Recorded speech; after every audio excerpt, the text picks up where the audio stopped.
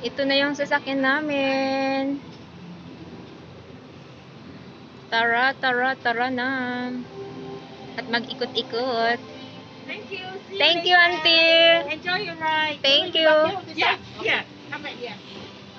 Thank you. And watch your steps, huh? Yeah, thank you, See you auntie. later. See you, auntie. Bye-bye.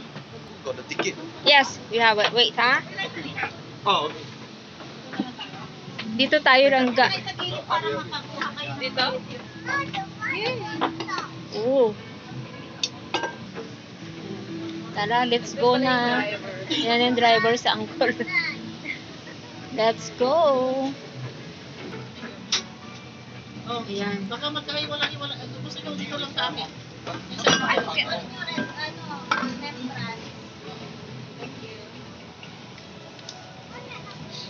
Thank you, Rangga. Gusto nyo baka magkatabi tayo? Doon ako.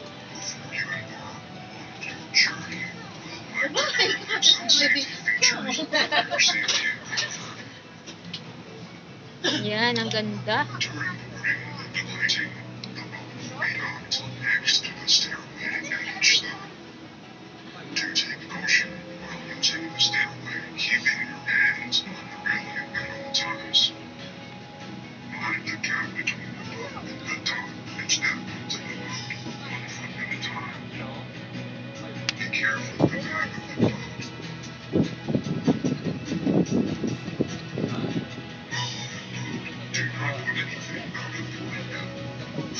Safety, you understand, seats, climb to the roof.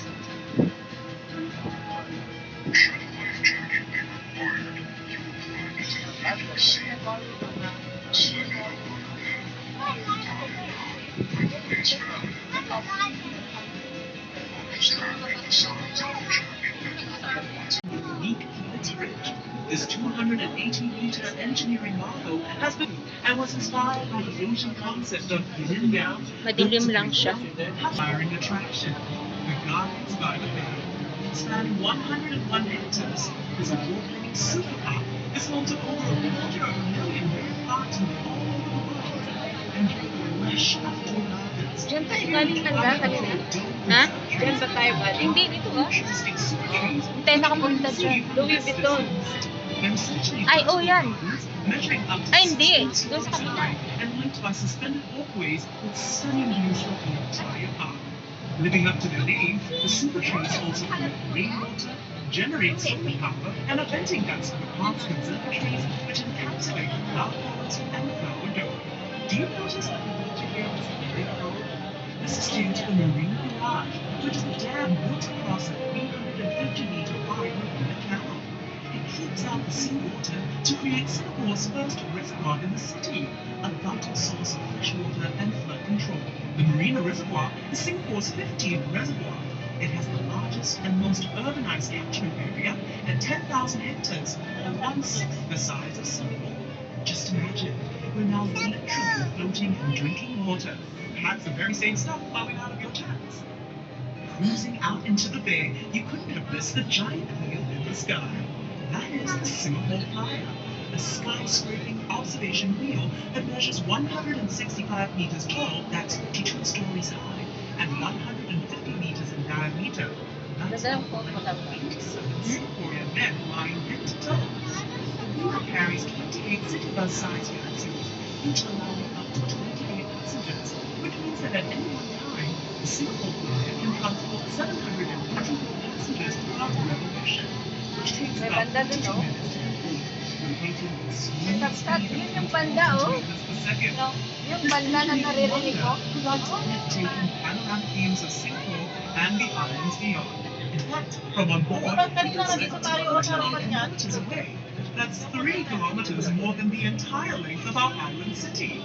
You'll also notice to your right two curious spiky domes unique only to the Esplanade, theaters on the bay. Because of its resemblance to the King of Fruits, it's been affectionately named as the region's premier performing arts and entertainment center. It boasts superb facilities, showcases world-famous musicals, and features popular homegrown events like the Museum Music Festival. And to really top it all off, the Esplanade Museum Rooftop Garden offers up more than 9 views of the city and the bay. Layo na narating na. Layo. Diba dito tayo galing? Science and Ikot-ikot na. For 40 minutes mo lang. Na lang ga. Lubat na nga ako sa isang cellphone eh.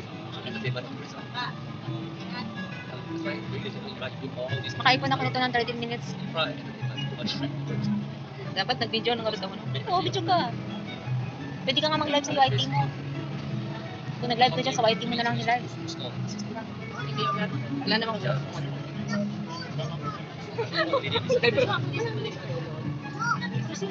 Ayan ko na nga.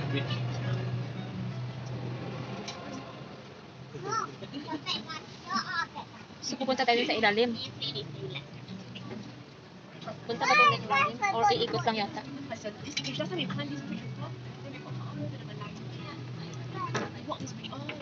Ah, punta tayo sa baba lang ka. Oh. Under the bridge.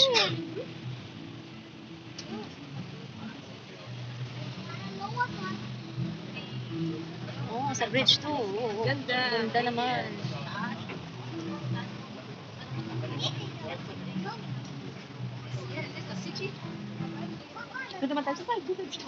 Yesterday was a popular place for European settlers to see and to be seen. Back in the old colonial days, they would emerge from their houses to stroll along the esplanade every afternoon. Here they would enjoy the sea breeze, exchange gossip, and perhaps even indulge in a little innocent flirtation. As a nod to our colonial history, Queen Elizabeth Walk was opened within to honor the coronation of Her Majesty Queen Elizabeth II. If you have the time, this park will take you on a pleasant, meandering walk through the park monuments. The bridge straight ahead of us is Anderson Bridge, named after Sir John Anderson, yet another governor of the Strait Settlements. This elegant arch displays in contrast to the skyscrapers that now mark the Singapore skyline. Just look to the right and you'll see sitting grandly before us 3 beautifully preserved buildings that commemorate Queen Victoria, the Empress of India. The Victoria Theatre and Victoria Memorial Hall, which features the clock tower, are both historical monuments dedicated to the performance arts. Right next to them is the Empress Place building, which was constructed in 1907 entirely by convict labor. Previously known as the government offices, the Empress Place building is now also a national monument and home to the Asian Civilizations Museum. Layo na punta na.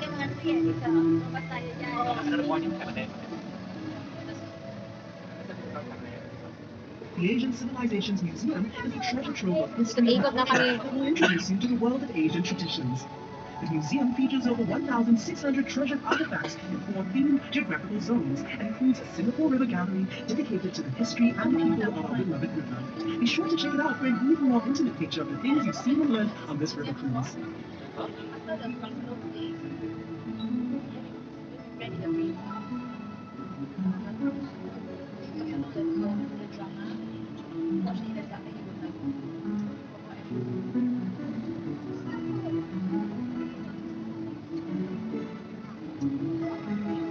Up ahead and to the right, over on the museum steps, an enchanting series of sculptures tells the story of the Singapore River's development. Meet our nation's pioneers, coolies, merchants, traders, and financiers, all immortalized in beautifully carved bronze. There are many other surprising sculptures that dot the Singapore River promenade. If you decide to take an exploratory walk, we promise you won't be disappointed.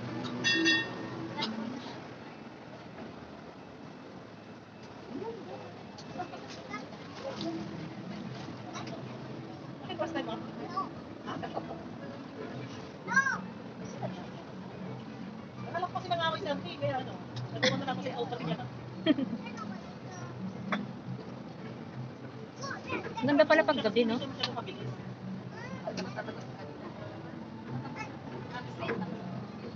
Dismiss lang yun.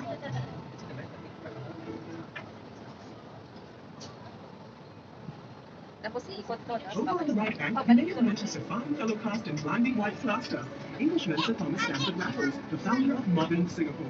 The statue marks the spot where Sir Raffles' daughter first landed in Singapore in 1819. Back then, Singapore was only a sleepy little fishing village, but Raffles saw enormous potential due to a location along the main shipping route between India and China. After signing an agreement with Singapore's then on the north side of the river and the Chinese community on the south side in the days of our colonial past. We're now approaching Coleman. Appointed the first superintendent of public works in Singapore, Coleman brought with him an architectural style known as Palladian, a combination of Greek and Roman styles adapted for our tropical climate. Jumbo, seafood.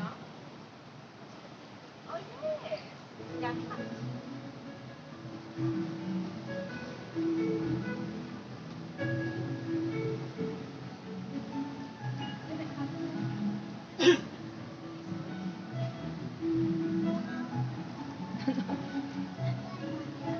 may butot. Yung ano, yung baho ng ano.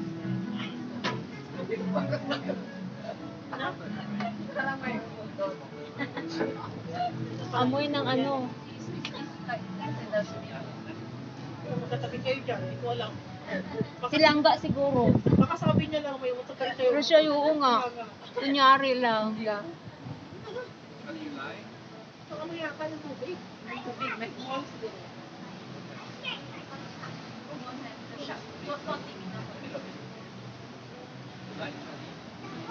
Mukhang butot na ako sa nakulog ko kami. Ano mo? Ayan, nakarating na cruise. The clock is out to your right is Clark Key, named Clark after Sir Key. Andrew Clark, second governor to Singapore. From the late 19th century, Clark Key was the bustling center of commerce for Singapore.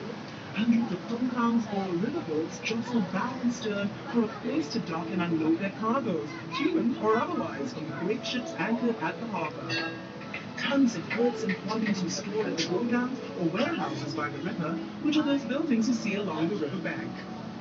One of the buildings here was Whampoa's Ice House, which belonged to Hu Ah-kay, a prominent businessman from Whampoa, China. Way before refrigerators existed, he noticed a demand for ice in our hot tropical weather and had blocks of ice hauled from frozen lakes in America all the way here to Singapore. Unfortunately, his ice venture failed because expenses were simply too high. But much respect to the imaginative Mr. Hu for his daring attempt to keep Singaporeans cool. Today, Singaporeans keep cool by sipping drinks al fresco by the river. As you can see, Clark Key has been transformed into a different but no less bustling port of call. Everyone flocks here for food, fun, and riverside festivals. You may notice another bridge here. This one's called the Reed Bridge, and it would seem yet another symbol of bringing people together. Balansa? From the 1940s to the Balansa na? 1960s, Ayun this po. bridge was a popular place for storytellers to gather and jianghu, or shuoshu, which means talking about the past or talking about books. Street hawkers, warehouse laborers, and others from the largely Teochew Chinese community would gather here nightly to be entertained. The storyteller would start by talking about the day's news and continue with riveting classic tales from ancient China.